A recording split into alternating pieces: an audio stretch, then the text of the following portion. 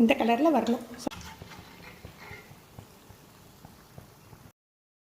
Hi friends, welcome to relax recipes. இன்றைக்கி ரொம்ப சாஃப்டான கோதுமை பணியம், கோதுமை அப்பமும் வெள்ளை அப்பமும் எப்படி பண்ணலான்னு பார்க்கலாம்.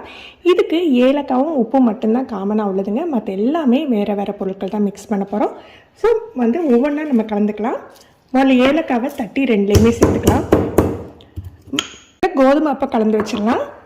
நான் 1 கப் அளவுக்கு கோதுமை மாவு எடுத்துருக்கேன். இதுக்கு ஒரு 2-3 ஏலக்காய் தட்டி சேர்த்துக்கலாம்.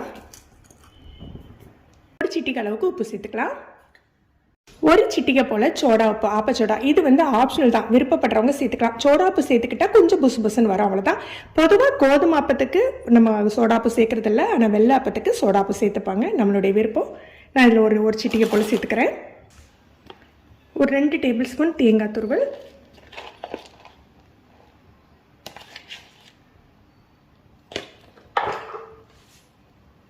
அப்புறம் வெல்லம் தட்டி ஹாட் வாட்டரில் கரைச்சி வடிகட்டி வச்சுருக்கேன். இது நம்ம இனிப்புக்கு தகுந்தாப்பில் சேர்த்துக்கலாம். வெல்லத்துக்கு பதிலாக நாட்டு சர்க்கரை சேர்த்துக்கலாம், ஆனால் இது சீனி சேர்க்கக்கூடாது. ஒரு 1/4 டீஸ்பூன் சுக்கு பொடி. இப்போ இது நல்லா கலந்து விட்டுறலாம். தேவைக்கு வெள்ளை தண்ணியோ அல்லது நார்மல் தண்ணியோ கலந்துக்கணும். தோசை மாவோட கொஞ்சம் கெட்டியாக இருக்கணும். நான் இன்றைக்கி 1 கப்புக்கு ஒரு 1/4 கப் போல் வெல்லம் தட்டி எடுத்திருக்கேன். இனிப்பு மைல்டாக இருந்தால் தான் இந்த அப்பம் சாப்பிட்றதுக்கு நல்லாயிருக்கும்.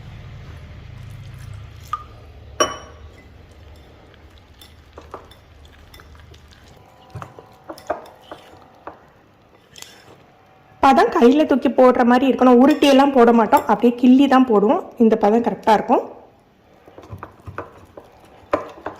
இது ரொம்ப நேரம் ஊறணும்னா எண்ணெய் காயிற வரைக்கும் இருந்தால் போதும். இப்போ இதை எடுத்து வச்சுட்டு மைதா கரைச்சி எடுத்துக்கலாம்.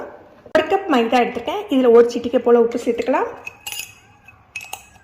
ஒரு 1/2 டீஸ்பூன் ஏலக்காய் பொடி. நான் சீனியோடு சேர்த்து திரிச்சு வச்சுருக்கேன், அதனால் 1/2 டீஸ்பூன் சேர்த்துக்கிறேன். ஒரு 1/4 டீஸ்பூனுக்கு கொஞ்சம் குறைவாக ஒரு 2 சிட்டிகைன்னு வச்சுக்கோங்களேன் சோடாப்பு சேர்த்துக்கணும். இதுக்கு சோடாப்பு கட்டாயம் சேர்த்துக்கணும். ஒரு 2 டேபிள் ஸ்பூன் அளவுக்கு சீனி சேர்த்துக்கலாம். இனிப்பு கொஞ்சம் குறைவாக வேணுங்கிறவங்க ஒரு 1/2 டேபிள் ஸ்பூன் சேர்த்துக்கோங்க. இப்போ இதை தண்ணி விட்டு நல்லா மிக்ஸ் பண்ணிக்கலாம். இதுக்கு தேங்காய் துருவல் கிடையாது, இதையுமே கொஞ்சம் கட்டியாக தான் கலந்துக்கணும். இது மிக்ஸ் பண்ணையில் பார்த்தீங்கன்னா முதல்ல கொஞ்சம் கட்டியாக இருக்க மாதிரி இருக்கும். நம்ம சீனி போட்டிருக்கோம் பாருங்கள், அதுக்கு இலக்கி கொடுத்தாக்கில் கரெக்டாக வந்துடும். அதனால் இந்த பதத்துலேயே இருக்கட்டும். ஒரு 5 நிமிஷம் இருந்தால் நல்லா இலகி வந்துடும். என்ன காஞ்சிட்ருக்கோம், நம்ம முதல்ல கோதுமை அப்பத்தை உருட்டி போட்டுடலாம். ரொம்ப உருண்டையெல்லாம் பண்ண வேண்டாம், இப்படி எடுத்து இப்படியே போட்டுக்கோங்க.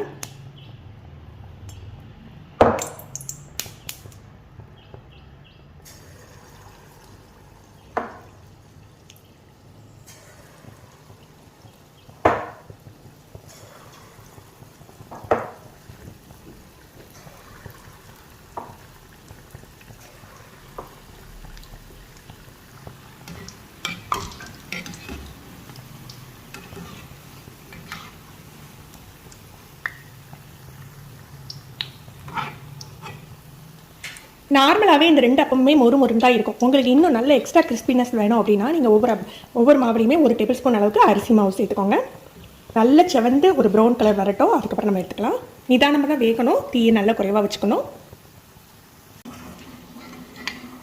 இந்த கலரில் வரணும். சொல்லப்போனால் நம்ம குலோப் ஜாமுன் கலரில் வர வரைக்கும் பொரிச்சு எடுத்துக்கோங்க. மைதா எப்படி கட்டியாக இருந்தது, அது சீனி இலக எப்படி சாஃப்ட் ஆகிட்டு பாருங்கள். இந்த பதம் போதும். நம்ம எண்ணெயில் போடையில் நல்லா கரெக்டாக செட் ஆகிடும். நீங்கள் இப்படி கையில் தூக்கி போட்டு பார்த்துக்கோங்க, இப்படி விழுந்தால் போதும்.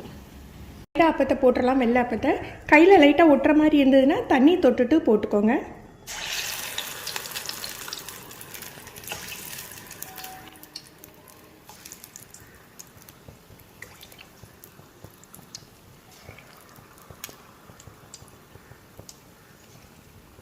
இதுவுமே தன்னால் மேல் எழுப்பி வந்துடும். ஆனால் இது கோதுமை அப்பம் அளவுக்கு ரொம்ப நேரம் வேகாது, சட்டுன்னு வெந்துடும். ஒரு லைட்டான ஒரு கோல்டன் கலர் வந்தாக்களே நம்ம திருப்பி விட்டு எடுத்துடலாம்.